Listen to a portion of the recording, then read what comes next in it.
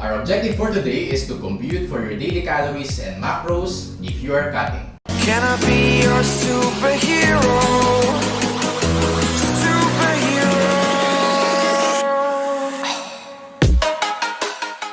Class, kamusta na kayo?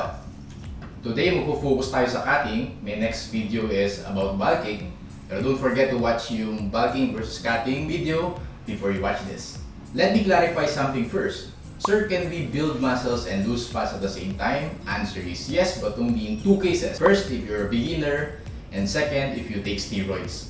Other than that, it's either you build muscles or lose fats. Bulking is for building muscles, cutting is for losing fats. Kaya pag beginner ka, take advantage of that and don't ever consider taking steroids because kaya natin ma-reach yung goal natin naturally. Again, ang goal natin for today is ma-compute yung daily calories and macros mo, yung proteins, carbs, and fats para malaman natin how much yung pwede mong kainin everyday. If you look online, masyadong complicated yung mga formulas and calculations doon. In this channel, syempre, we're all about simplicity. Step number 1 is compute for your maintenance calories. So get your body weight in pounds times 15. Syempre, if alam mo kilograms, multiply mo by 2.2. Okay, so first step is body weight in pounds. So ako na lang yung example. Say 130 pounds times 15. Okay. Try natin mental math muna ha. So 130 times 15, 0.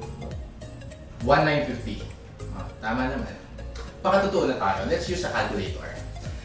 So 1950, you call this your maintenance level or total daily energy expenditure or TDEE. So it just means ito yung calories na kailangan natin every day to function. Step number 2 is to compute for daily calorie intake. So let's just take 1950.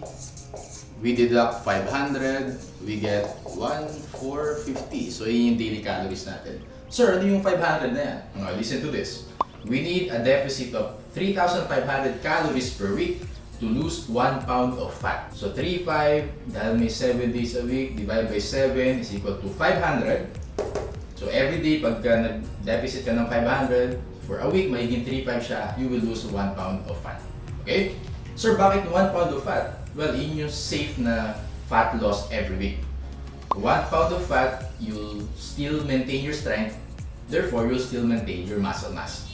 Pero if you're a beginner, mas mabilis din yung fat loss mo. If you want to be strict, refer to this table. So actually, yung fat loss natin will depend on your body fat percentage. In the previous video, pinakita ko sa inyo yung estimate of body fat percentage, diba? So refer to that. Pero yung 1 pound per week is safe. Step number 3 is to compute for our protein intake. Pero take note of this. 1 gram of protein is equivalent to 4 calories. Okay? For carbs naman, 1 gram has also 4 calories, while for fats, 1 gram has 9 calories. Okay? Take note of this. 1 is to 4, 1 is to 4, 1 is to 9. Alright, so we can now compute our protein intake. Protein.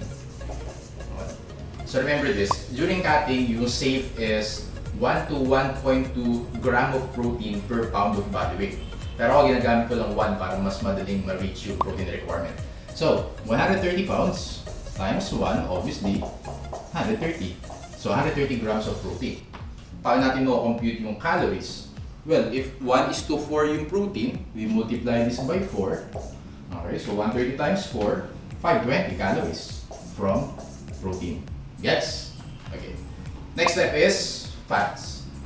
Let's compute our fat intake. So fats, the safest is 20 to 25% of your total calories. Let's stick with 20%. So, let's use this. 1,450 times 20%. So that is 290 calories. Alright? Since 1 is to 9 yung fats, if we divide this by 9, then we will get 32 grams of fats. Gets?